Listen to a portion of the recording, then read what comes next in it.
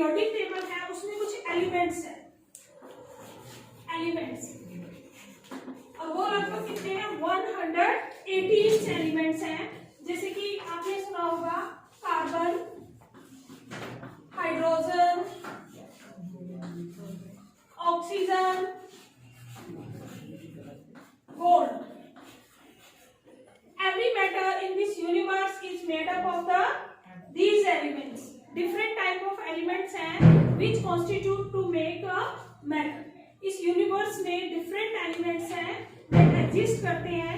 अभी तक जिसकी डिस्कवरी हुई है वो क्या है 180। For example oxygen, gold, hydrogen, carbon.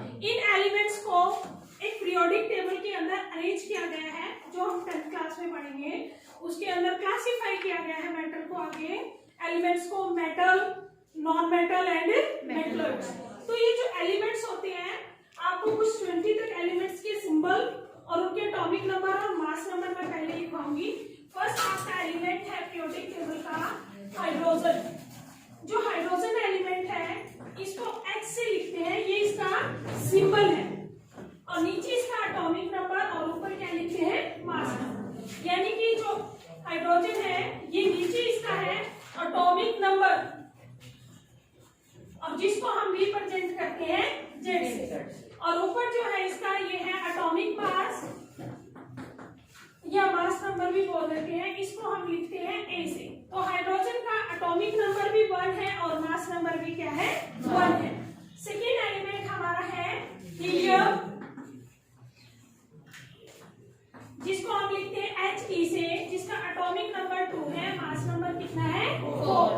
Third atom है हमारा लिथियम, जिसको हम लिखेंगे Li 3 और 7।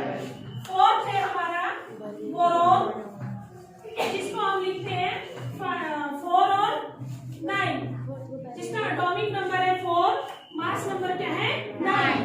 फिफ्थ है हमारा फोर्थ है बेरिलियम, Be, बेरिलियम।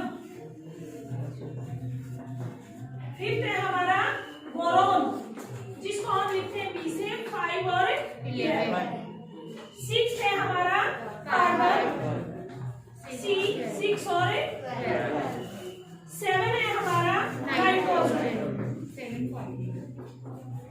7 और 14। नेक्स्ट है हमारा ऑक्सीजन O 8 और 16। उसके बाद है फ्लोराइड F 9 और 9।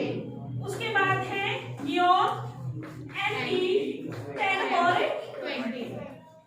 10 तक हो गए। उसके बाद 11 है आपका सोडियम, सोडियम जिसका सिंबल है S नहीं होता, इसका सिंबल होता है Na। याद रखना आपने, एटॉमिक नंबर 11, मास नंबर 20। उसके बाद है मैग्नीशियम, Mg 12 और 24। उसके बाद एल्यूमिनियम Al 20 और 13 और 27। उसके बाद सिलिकॉन Si 14 और 28। उसके बाद फॉस्फोरस P 15 और 31। ठीक है, ये ऊपर आगे लिख देती मैं। फॉस्फोरस के बाद है हमारा सल्फर S 16 और 32। क्लोरीन 35.5। आर्गन 18 और 14। Potassium 19 and 39। 19 और 39 कैल्शियम। और कैल्शियम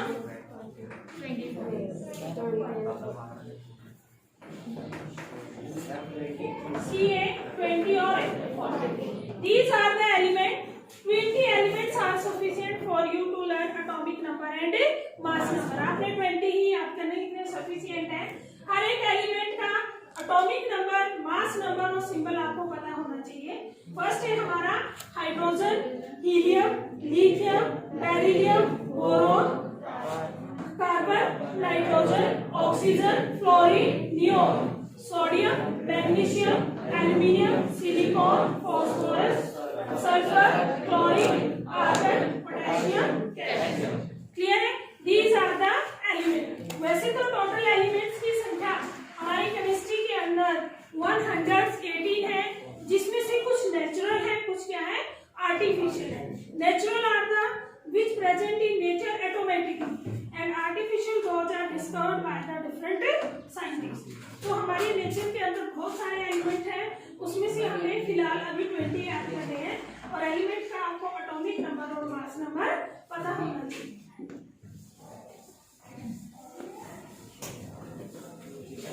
उसके बाद अब आगे हम पढ़ेंगे कि एलिमेंट्स के अंदर एटम्स, मॉलिक्यूल्स, आयंस क्या होते हैं। ठीक है, तो सबसे पहले हम पढ़ेंगे एटम्स क्या है। Atom is the smallest particle of a matter which neither be create nor be destroyed, which can participate in a chemical reaction and cannot exist independently. It always found in a combined form. तो आप atom की definition भी लिख सकते हो। The smallest particles of a matter which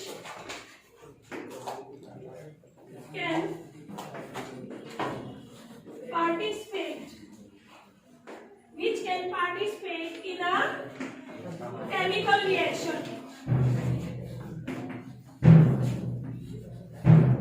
Chemical reaction. इसको आप कह सकते हो atom neither we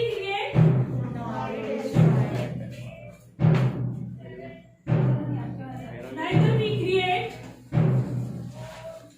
nor we destroy. ठीक है, उसको हम क्या बोलते हैं, एटम। जैसे कि फॉर एग्जांपल हाइड्रोजन है, ये हाइड्रोजन का एक एटम है, ये कार्बन का एक एटम है, ये ऑक्सीजन का एक एटम है, गोल्ड का एटम है, Au सिल्वर का एटम है, Ag आयरन का एटम है, F नहीं Fe आयरन का एटम क्या है, Fe। These are the different atoms which are found in the nature. Atom के बाद आता है आपका मॉलिक्यूल्स। ये मॉलिक्यूल्स क्या आते हैं, फॉर एग्जांपल जैसे हम बोलते हैं ये ऑक्सीजन का मॉलिक्यूल है, ये नाइट्रोजन का मॉलिक्यूल है, दो एटम आपस में कंबाइन करके तो वो क्या बनाएंगे, molecule. When two or more atom combines chemically to form molecules is known as molecule. When two or more atoms combines to give molecules. Molecules always exist independently. Molecules always exist independently.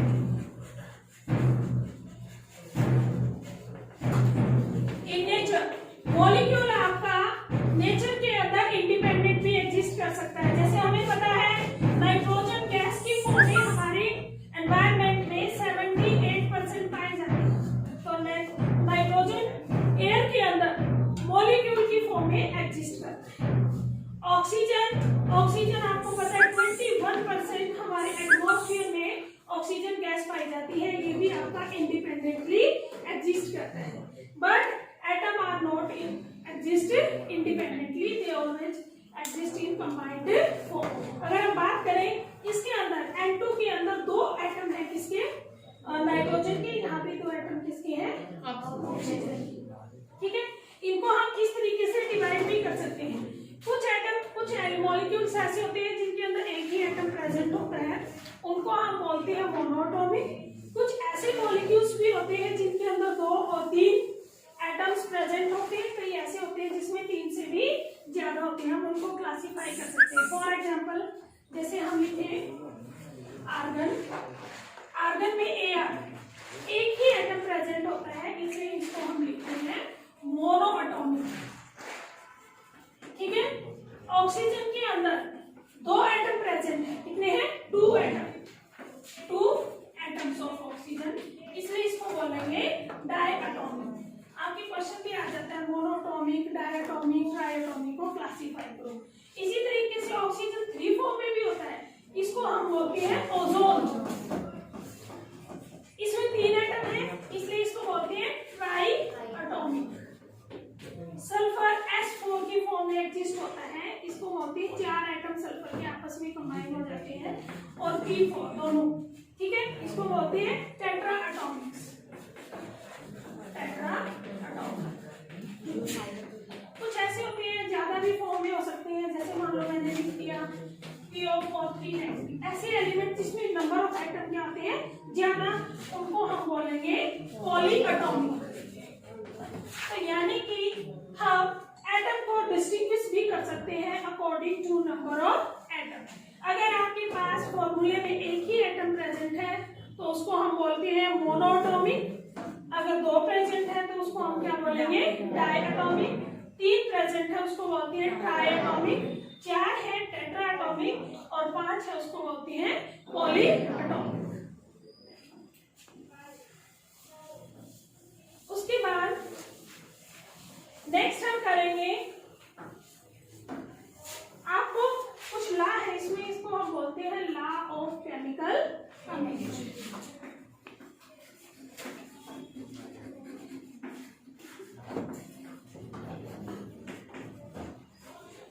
Law of chemical combination में आपका सबसे पहला law आता है, law of chemical combination means how the atom and molecules combine to each other do a reaction, उसको हम बोलते हैं law of chemical combination.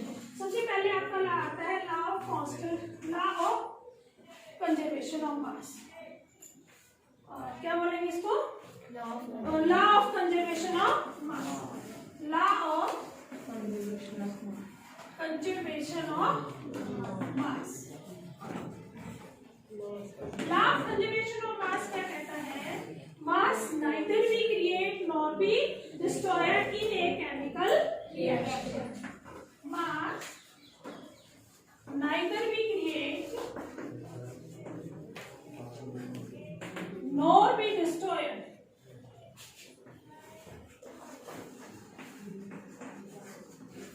in a chemical reaction. Mass neither be create nor be destroyed in a chemical reaction. कोई भी ला है आपने example जरूर देना पड़ेगा। फॉर एग्जांपल मान लो हम एक रिएक्शन ले लेते हैं CaCO3, कैल्शियम कार्बोनेट है, इसको जब हम हीट करेंगे तो ये ब्रेक डाउन हो जाएगा आपका calcium oxide plus CO2। Calcium oxide आपका एक कंपाउंड बनेगा, प्लस में CO2 कार्बन डाइऑक्साइड गैस आपकी निकल जाएगी।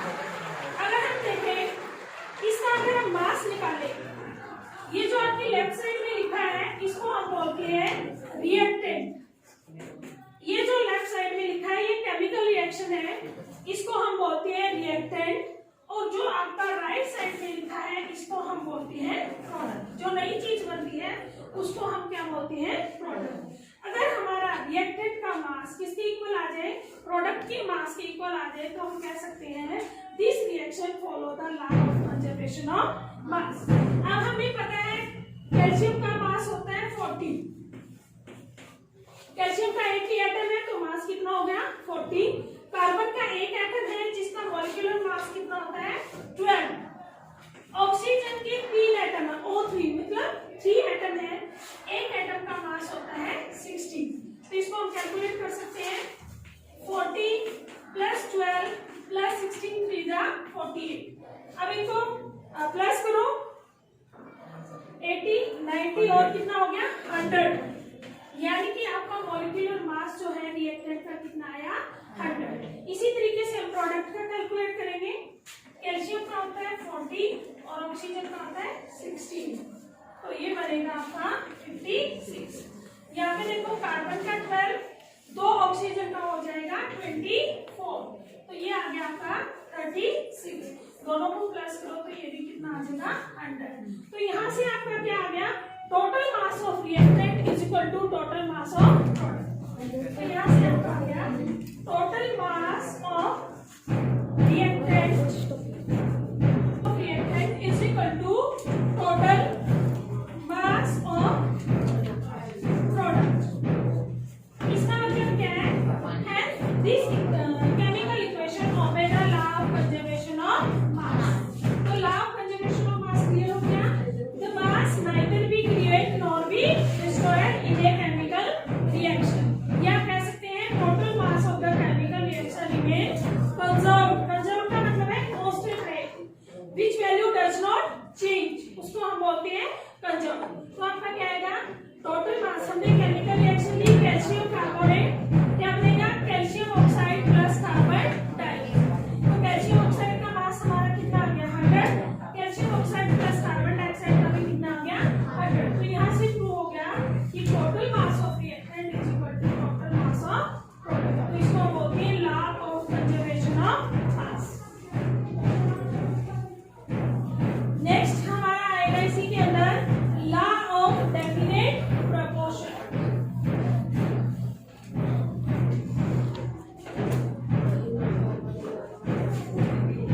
Law of constant definite proportion या लॉ ऑफ कांस्टेंट प्रपोर्शन भी इसको बोल सकते हैं, सेम है। ठीक है, ये कहता है कि इन्हें केमिकल रिएक्शन और आप कह सकते हो compounds, elements always present in definite proportion by mass। यानी कि इसने कहा कि किसी केमिकल रिएक्शन में या कंपाउंड में element always present in a definite proportion या बाय मास, यानी कि उनकी कंपोजिशन चेंज नहीं होती। फॉर एग्जांपल मान लो हमारे पास वाटर है H2O, तो H2O जहां भी हम यूज करेंगे उसका फार्मूला 2 हाइड्रोजन और 1 ऑक्सीजन रहेगा। चाहे हम टैप वाटर की बात करें चाहे हम डिस्टिल्ड वाटर की बात करें, तो H2O क्या रहेगा हमारा, H2O के अंदर 2 हाइड्रोजन और 1 ऑक्सीजन रहेगा। इसकी केमिकल कंपोजिशन चेंज नहीं होगी। इसी तरीके से कार्बन डाइऑक्साइड का फार्मूला भी क्या रहेगा CO2। इसी तरीके से अमोनिया का फार्मूला भी क्या रहेगा NH3। तो this composition does not change. ठीक है, इसको बोलते हैं हम लॉ ऑफ डेफिनेट प्रपोर्शन, क्या बोल सकते हैं लॉ ऑफ कांस्टेंट प्रपोर्शन। अब नेक्स्ट जो हम करेंगे, नेक्स्ट हमारा टॉपिक है कि आयंस क्या होते हैं।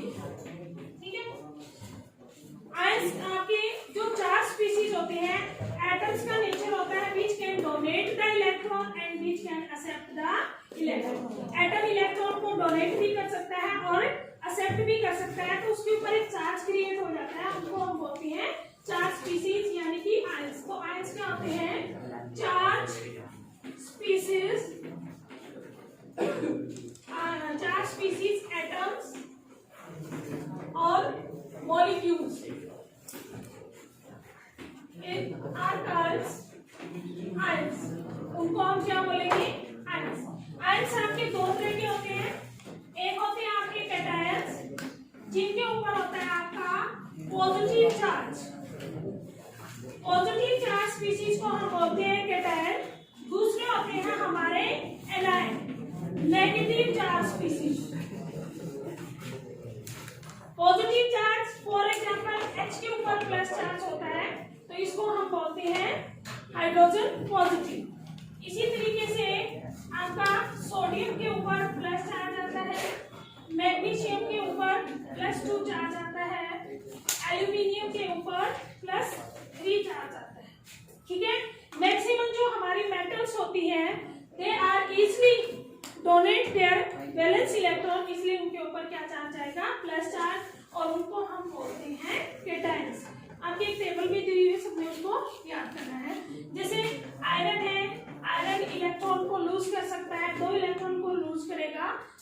ऊपर चार्ज आएगा +2। 3 इलेक्ट्रॉन को भी लूज कर सकता है, कॉपर है +1 और कॉपर के ऊपर क्या आ सकता है +2 चार्ज। सिल्वर के ऊपर क्या आता है +1 चार्ज। ठीक है, इसी तरीके से आपके पास लिथियम है, उसके ऊपर भी क्या आता है +1 चार्ज।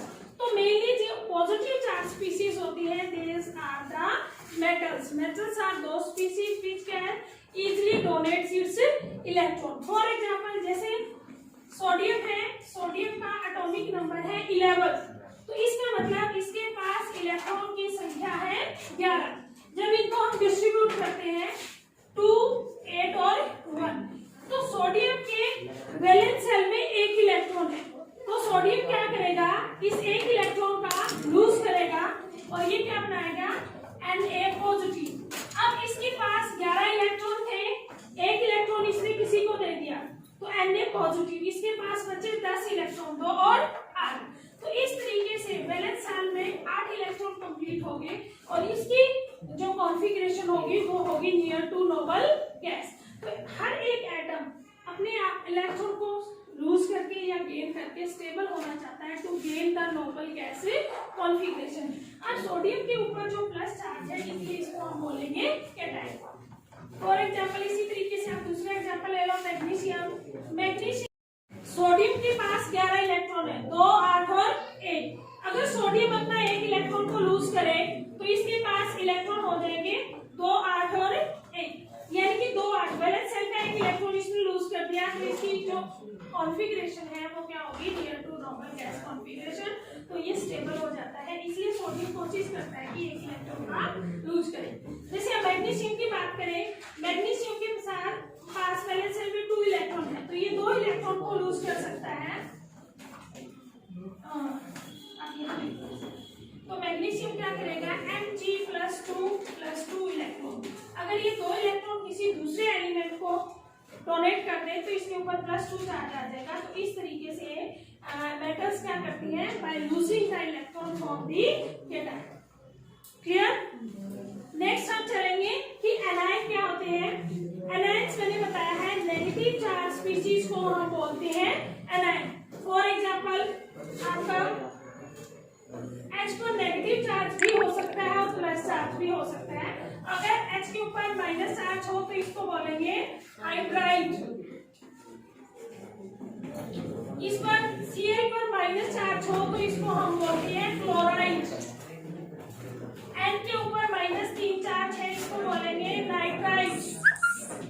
ऑक्सीजन के ऊपर -2 चार्ज है, इसको बोलेंगे ऑक्साइड। OH नेगेटिव, इसके ऊपर माइनस चार्ज है, इसको बोलेंगे हाइड्रोक्साइड। तो हमारे पास बहुत सारे एलिमेंट ऐसे हैं जिनके ऊपर प्लस चार्ज और माइनस चार्ज हो सकता है। तो प्लस चार्ज स्पीशीज को, पॉजिटिव चार्ज स्पीशीज को हम बोलते हैं कैटायन और माइनस चार्ज स्पीशीज को हम बोलते हैं एनायन। ठीक है, इसी तरीके से कुछ कंपाउंड भी होते हैं जैसे NH4। ये ऐसे मॉलिक्यूल्स हैं जिसके अंदर एक नाइट्रोजन 4 हाइड्रोजन्स हैं, तो इनको हम बोलते हैं पॉली एटॉमिक्स आयन। क्या बोलेंगे? Poly atomic ions. इसका मतलब है इसको बोलते हैं अमोनियम। क्या बोलते हैं? अमोनियम। क्या बन जाता है ये? अमोनियम। इसी तरीके से आपका PO4 नेगेटिव, इसको बोलते हैं फॉस्फेट आयन। Phosphate ion. इसी तरीके से CO3 नेगेटिव, कार्बोनेट आयन एक होता है, इसको हम बोलते हैं कार्बोनेट आयन्स। HCO3 नेगेटिव, इसको हम बोलते हैं हाइड्रोजन कार्बोनेट या बाइकार्बोनेट आयन्स। तो इस तरीके से आपकी पूरी टेबल बनी हुई है जिसमें आयन्स और कैटायन्स के ऊपर चार्ज दिया हुआ है। आपको सब ये याद होने चाहिए, क्योंकि जब हमें ये टेबल याद होगी उसी के बेसिस पर हम क्या बना सकते हैं, केमिकल फार्मूले ऑफ द कंपाउंड्स। यहाँ तक किसी को कोई दिक्कत? Chemical formula, how to write the chemical formula.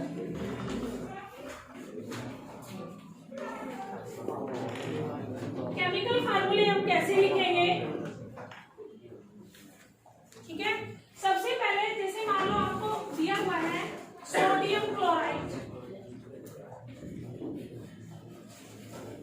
आपको एक कंपाउंड दिया है सोडियम क्लोराइड, आपको इसका केमिकल फार्मूला लिखना आना चाहिए। तो सबसे पहले आपको पता होना चाहिए कि सोडियम जो एलिमेंट है उसका सिंबल क्या होता है Na, और उसके ऊपर कितना चार्ज होता है +1, ये आपको याद होना चाहिए, ठीक है। क्लोराइड का आपको पता है सिंबल क्या होता है क्लोरीन का Cl, और उस पर चार्ज क्या होता है -1, तो +1 और -1। सबसे पहले आपने चार्ज स्पीशीज को लिख लेना है, उसके बाद क्या करना है उनके ऊपर जो भी चार्ज है उसको नीचे लिखोगे, इसका +1 है इसको 1 लिखो, इसका -1 है इसको भी 1 करना है आपने, और इसको प्लस माइनस को हमें भूल जाना है, ना इसके साथ प्लस लगाना है ना ही इसके साथ माइनस लगाना है। फिर आपने क्या करना है क्रॉसिंग करनी है। क्रॉसिंग का मतलब जो Na का है उसको मल्टीप्लाई करना है आपने क्लोरीन वाले चार्ज के साथ, और क्लोरीन को करना है Na के साथ, तो Na यानी कि 1, ठीक है, यहाँ नीचे 1 लिखो, और Cl क्या है 1। तो कभी भी हम 1 1 नहीं लिखते तो इसका फार्मूला बन जाएगा NaCl, ये बनेगा आपका सोडियम क्लोराइड। किसका बनेगा सोडियम क्लोराइड। इस तरीके से हम फार्मूला लिख सकते हैं। इसी तरीके से दूसरा देखो, अगर आपको दे दिया सोडियम कार्बोनेट, सोडियम कार्बोनेट, तो सबसे पहले आपको पता होना चाहिए कि सोडियम का फार्मूला क्या है Na, और चार्ज क्या है +1। कार्बोनेट का फार्मूला क्या है CO3 2-, तो आपने क्या करना है सोडियम का 1 लिखो, कार्बोनेट का क्या लिखो 2, हमने क्रॉस मल्टीप्लाई करना है, यानी कि सोडियम के पैर में 2 लगाओ, तो ये बनेगा Na2, और कार्बोनेट का 1, तो 1 तो हम कभी लिखते नहीं, तो ये फार्मूला बन जाएगा Na2CO3। तो इस तरीके से हम फार्मूला लिख सकते हैं किसी भी केमिकल कंपाउंड का। कई बार क्वेश्चन ये भी आ जाता है कि इस केमिकल फार्मूले में नंबर ऑफ एटम को कैलकुलेट करो। अगर इसके अंदर हम देखें कि टोटल कितने हैं नंबर ऑफ एटम्स, तो आप बता सकते हो 2 एटम हमारे सोडियम के हैं, 1 एटम हमारा कार्बन का है, और 3 एटम हमारे ऑक्सीजन के हैं, तो टोटल नंबर ऑफ एटम कितने हो गए इसमें 6। तो आपका क्वेश्चन ऐसे भी बन सकता है, ठीक है। और हम कुछ एग्जांपल ले सकते हैं केमिकल फार्मूले के लिए, जैसे आपको आ जाए कि अमोनियम फॉस्फेट का फार्मूला लिखो, अमोनियम फॉस्फेट। सबसे पहले आपको अमोनियम का पता होना चाहिए, अमोनियम का फार्मूला क्या है NH4+, और फॉस्फेट का क्या है PO4, ये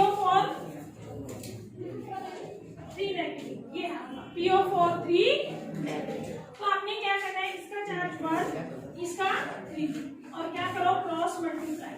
आप अमोनिया के साथ आप 3 की मल्टीप्लाई करनी है, अमोनिया में नंबर ऑफ एटम ज्यादा है, तो आप 3 को ब्रैकेट में लिखोगे NH4 थ्राइस, इसको क्या बोलोगे NH4 थ्राइस, और PO4 1 है, तो कभी भी आपने ये चार्ज नहीं लिखना, कई बच्चे इसको लिख देते हैं, तो ये बनेगा PO4, तो ये फार्मूला बन जाएगा ammonium phosphate NH4 thrice PO4।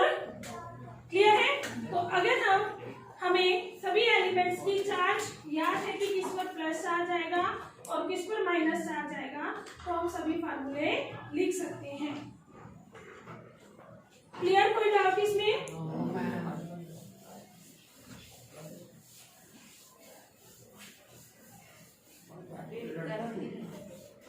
कुछ एक तो और फार्मूला लिख सकते हैं हम, calcium oxide aluminium oxide, aluminium oxide, और एक है हमारा कैल्शियम ऑक्साइड।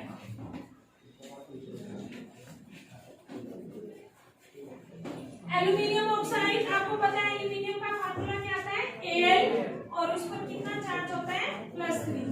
ऑक्साइड का फार्मूला होता है O2-। तो सबसे पहले क्या करो, इसका चार्ज इसके नीचे, इसका चार्ज इसके नीचे, प्लस माइनस को भूल जाना है, हमने चार्ज की क्या करनी है क्रॉस मल्टीप्लाई, यानी कि एल्यूमिनियम के पैर में हम क्या लगाएंगे तो आपका फार्मूला बन जाएगा Al2O3। कैल्शियम ऑक्साइड, कैल्शियम के ऊपर +2 चार्ज होता है, ऑक्साइड के ऊपर -2। अगर हमारे पास इक्वल चार्ज है जैसे +2 -2 तो एक दूसरे को वो कैंसिल कर देते हैं, तो फिर हमें कुछ नहीं लिखना, फार्मूला सीधा बन जाएगा CaO, तो ये बन जाएगा कैल्शियम ऑक्साइड। एक और एग्जांपल देख लो इसका, जैसे आपने लिखना है कैल्शियम कार्बोनेट। अब कैल्शियम के ऊपर है Ca+2 और कार्बोनेट होता है Ca-2, तो यहाँ भी इक्वल चार्ज है, कट हो जाएगा, फार्मूला आपका सीधा बन जाएगा CaCO3। तो इस तरीके से आप कंपाउंड्स का क्या लिख सकते हैं, केमिकल फार्मूला। नेक्स्ट आगे मॉलिक्यूलर मास कैसे कैलकुलेट करते हैं हम नेक्स्ट चैप्टर में पढ़ेंगे। तब तक आपने इस पूरे चैप्टर को रिवाइज करना है, सभी फॉर्म